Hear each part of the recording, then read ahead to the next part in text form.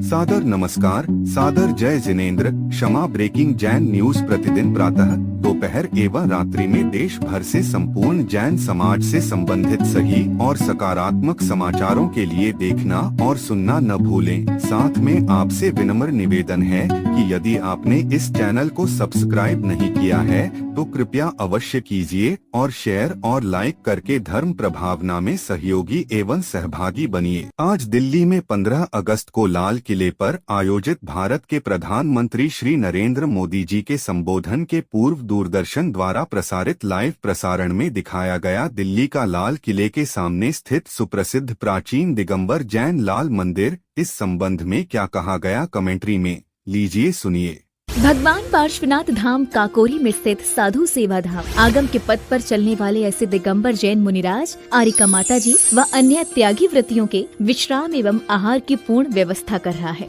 जो अत्यंत वृद्ध अवस्था में है या रोग ग्रस्त है। आप भी इस पुण्य कार्य में सहभागी बने और पुण्य के भागीदार बने। एक दिन के चौके की राशि मात्र 2100 रूपए। 10 साल की पात्रता, जिसमें आपके नाम से साल में 2 बार चौका लगेगा, जिसकी राशि मात्र 11,000 रूपए है। आजीवन साल में 2 बार आपके नाम से चौका लगेगा तथा आपका नाम शिलापट पर लिखा जाएगा। राशि मात्र 25,000 रूपए है। 1 माह की पूजन राशि मात्र 3100 रूपए। दान जमा करने हेतु खाता विवरण भगवान Parshvanath Dham trust, bank of Baroda, Chowk branch, Lucknow. खाता संख्या 0645010029 IFSC कोड BARBO LUCKNO। संपर्क सूत्र 9452017984 7007783995। Trooping a flag depicting Operation Sindoor. लाल किले के सामने का पूरा इलाका सर्व धर्म संभाव की अनूठी तस्वीर पेश करता है। लाल किले के ठीक सामने बाईं ओर श्री दिगंबर जैन लाल जी मंदिर, लाल रंग का ये प्राचीन मंदिर, जिसमें पक्षियों का एक अस्पताल भी है। इसी जैन मंदिर के साथ जरा सा आगे बढ़ने पर प्राचीन गौरी शंकर मंदिर है। गौरी शंकर मंदिर और लाल किले के बाईं ओर सामने भोजला पहाड़ी पर ऐतिहासिक लाल पत्थर से बनी जामा मस्जिद, त्याग, बलिदान और श्रद्धा का प्रतीक गुरुद्वारा सीसगंज, जिसके सुनहरे गुंबद दूर से ही चमकते हैं।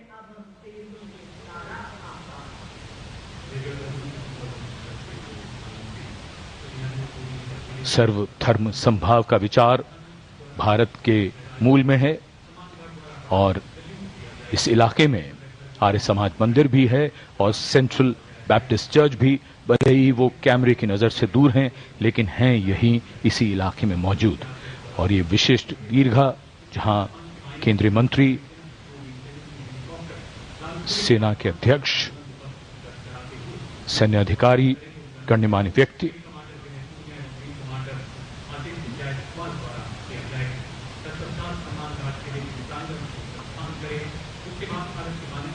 विशिष्ट अवसर और विशिष्ट व्यक्तियों की ये दीर्घा। और आज हम मना रहे हैं अपना 79वां स्वतंत्रता दिवस। भादों का महीना, हल्की हल्की फुहार बीच बीच में, इंद्रदेव की कृपा हो रही है।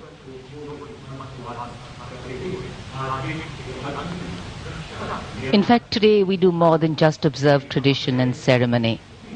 We also momentarily pause to reflect and correct course, if required, on the true meaning of the words that end up punctuating our conversations on every 15th of August: freedom and independence. Words that seem fairly straightforward in their meaning, but highly nuanced in their meaning and delivery. When we became a free country, our leaders and national decision makers and their understanding of the layering and dimensions and the interpretation of all these was taken into account. These are the pillars which are the building blocks for the values and the principles on which this country designs its policies. the balance between change and continuity. Change bringing in fresh ideas, helping us keep pace with the times, taking into account newer sensibilities and needs, and continuity, on the other hand, allowing us to be rooted and strong with a sense of belonging to something bigger than us. Flag hoisting ceremony.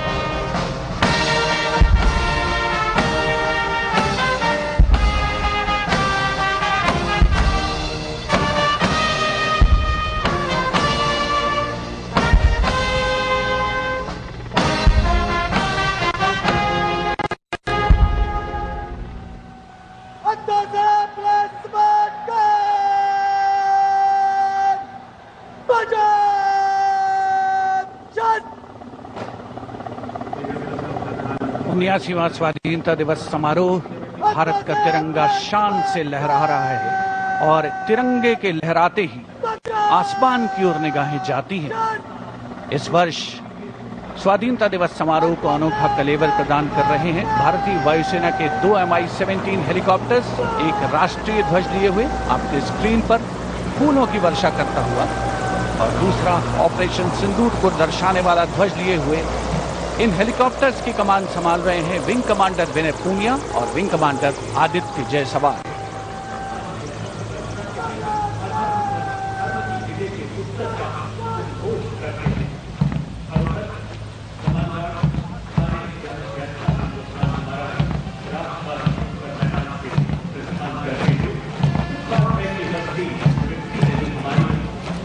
The National Flag Guard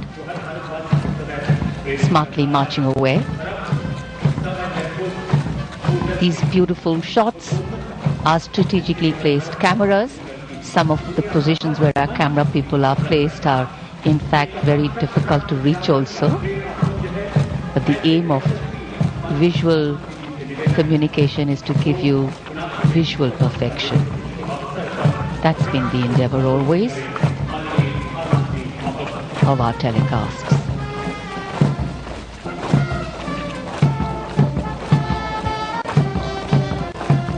national flag guard के जवान सुनहरी संगीतमय धुन पर अनुशासित ढंग से ज्ञान पथ के सामने से प्रस्थान कर रहे हैं और उत्कंठा से प्रतीक्षा माननीय प्रधानमंत्री महोदय के उद्बोधन की।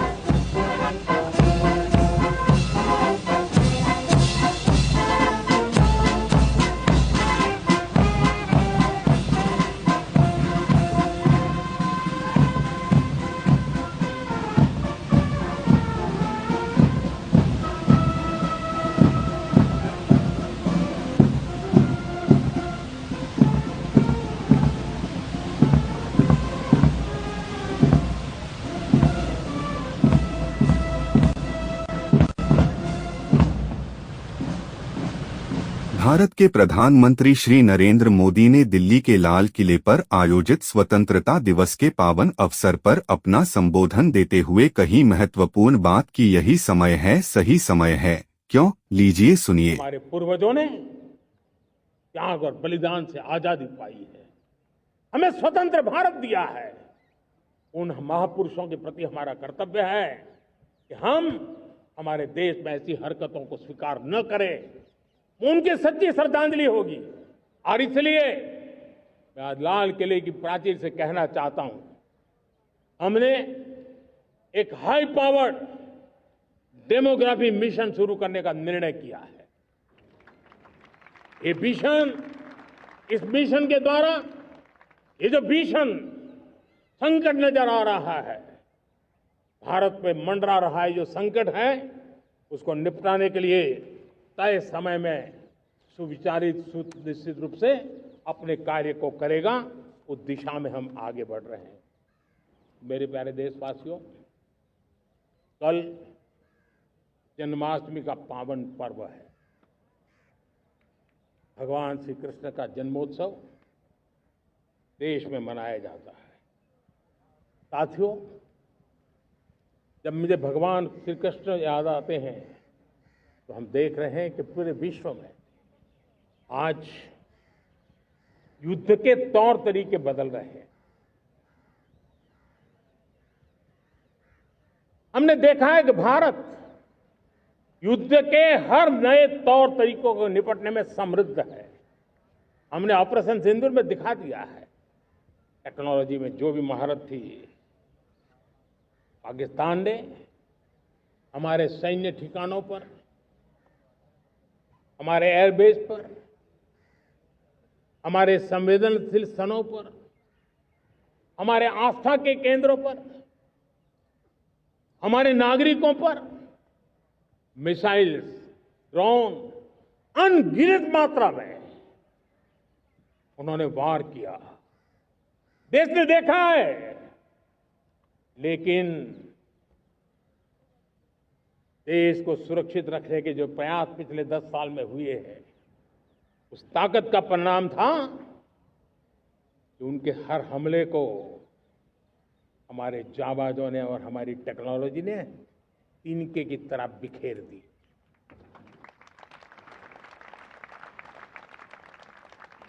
रत्ती भर नुकसान नहीं कर पाए।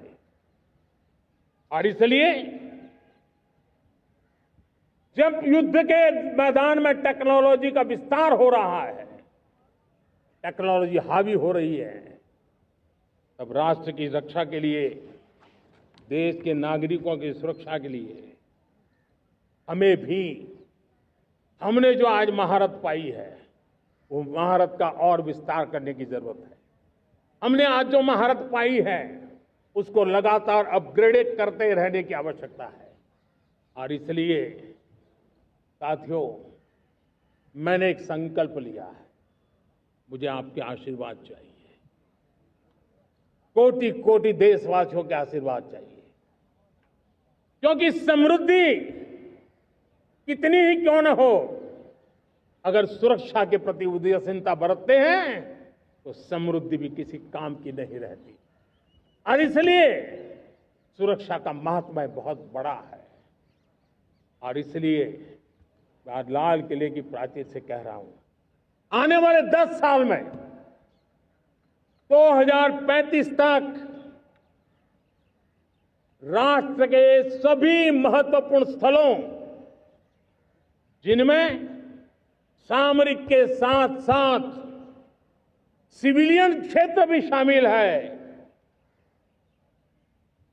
जैसे अस्पताल हो, रेलवे हो, जो भी आस्था के केंद्र हो, उन्हें टेक्नोलॉजी के नए प्लेटफॉर्म द्वारा पूरी तरह सुरक्षा का कवच दिया जाएगा। ये सुरक्षा का कवच लगातार विस्तार होता जाए, देश का हर नागरिक सुरक्षित महसूस करे। किसी भी प्रकार की टेक्नोलॉजी हम पर वार करने आ जाए, हमारी टेक्नोलॉजी उससे बेहतर सिद्ध हो। और इसलिए आने वाले 10 साल 2035 तक मैं ये राष्ट्रीय सुरक्षा कवच का विस्तार करना चाहता हूं, मजबूती देना चाहता हूं, आधुनिक बनाना चाहता हूं। और इसलिए भगवान श्री कृष्ण से प्रेरणा पाकर के हमने श्री कृष्ण का जो सुदर्शन चक्र था, उस सुदर्शन चक्र की राह को चुना है। आप में से बहुत लोगों को याद होगा, जब महाभारत की लड़ाई चल रही थी, श्री कृष्ण ने अपने सुदर्शन चक्र से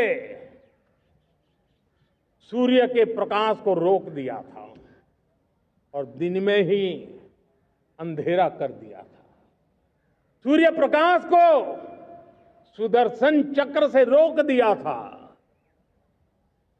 और तब अर्जुन ने जो शपथ ली थी जयद्रथ का वध करने की, उस प्रतिज्ञा को अर्जुन पूर्ण कर पाए थे। वो सुदर्शन चक्र के पराक्रम और रणनीति का परिणाम था। अब देश सुदर्शन चक्र मिशन लॉन्च करेगा।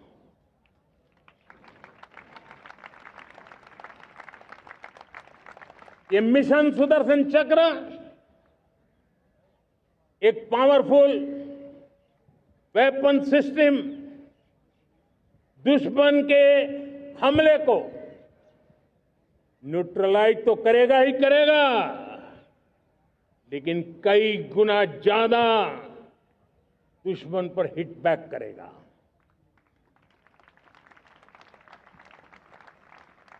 हमने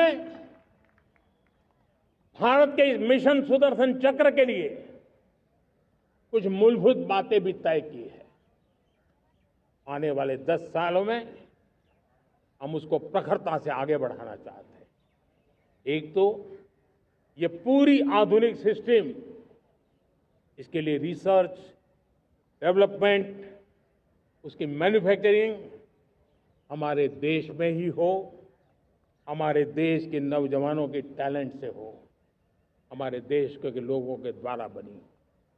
दूसरा, एक ऐसी व्यवस्था होगी जो वॉरफेयर के हिसाब से भविष्य में क्या क्या संभावनाएं हैं उसका हिसाब किताब लगा करके +1 की स्ट्रेटेजी वर्कआउट करेगी। और तीसरा, सुदर्शन चक्र की एक ताकत थी, वो बहुत ही प्रिसाइज, जहां जाना था वहीं जाता था और वापस श्री कृष्ण के पास लौट के आता था। हम इस सुदर्शन चक्र के द्वारा भी टारगेटेड प्रिसाइज एक्शन के लिए भी व्यवस्था को विकसित करने की दिशा में आगे बढ़ेंगे। और इसलिए युद्ध के बदलते तौर तरीकों में राष्ट्र की सुरक्षा, नागरिकों की सुरक्षा के लिए मैं बड़े प्रतिबद्धता के साथ इस कार्य को आगे बढ़ाने के लिए वचन देता हूं। मेरे प्यारे देशवासियों, जब हम लोकतंत्र की बात करते हैं, स्वतंत्र भारत की बात करते हैं, तब हमारा संविधान हमारे लिए सर्वोच्च दीप स्तंभ होता है, हमारा प्रेरणा का केंद्र होता है। लेकिन आज से 50 साल पहले भारत के संविधान का गला घोंट दिया गया था, भारत के संविधान के पीठ पे छुरा भोंक दिया गया था, देश को जेल खाना बना दिया गया था, आपातकाल लगा दिया गया था, इमरजेंसी थोप दी गई थी। इमरजेंसी के 50 साल हो रहे। देश की किसी भी पीढ़ी ने संविधान की हत्या के इस पाप को कभी भूलना नहीं चाहिए। संविधान की हत्या करने वाले पापियों को नहीं भूलना चाहिए। और हमें भारत के संविधान के प्रति अपने समर्पण को और मजबूती देते आगे बढ़ना चाहिए। वो हमारी प्रेरणा है। मेरे प्यारे देशवासियों, मैंने इसी लाल किले से पंच प्रण की बात कही थी। मैं आज लाल किले से फिर से एक बार मेरे देशवासियों का पुनः स्मरण जरूर करना चाहता हूं। विकसित भारत बनाने के लिए न हम रुकेंगे, न हम झुकेंगे। हम परिश्रम की पराकाष्ठा करते रहेंगे और अपनी आंखों के सामने 2047 में विकसित भारत बना करके रहेंगे। मेरे प्यारे देशवासियों, हमारा दूसरा प्रण है कि हम हमारे जीवन में, हमारी व्यवस्थाओं में, हमारे नियम कानून परंपराओं में गुलामी का एक भी कण अब बचने नहीं देंगे। हम हर प्रकार की गुलामी से मुक्ति पाकर के ही रहेंगे। मेरे प्यारे देशवासियों, हम अपनी विरासत पर गर्व करेंगे। हमारी पहचान का सबसे बड़ा आभूषण, सबसे बड़ा गहना, सबसे बड़ा मुकुटमणि हमारी विरासत है। हम विरासत का गर्व करेंगे। मेरे प्यारे देशवासियों, इन सब के लिए एकता, ये मंत्र सबसे बड़ा शक्तिशाली मंत्र है और इसलिए एकता की डोर को कोई काट न सके, ये हमारा सामूहिक संकल्प होगा। मेरे प्यारे देशवासियों, मां भारती के प्रति कर्तव्य निभाना ये पूजा से कम नहीं है, तपस्या से कम नहीं है, आराधना से कम नहीं है। और उसी भाव से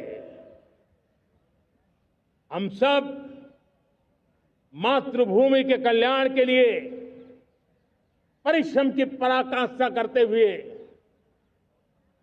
2047 विकसित भारत के लक्ष्य को पार करने के लिए अपने आप को अपा देंगे, अपने आप को झोंक देंगे।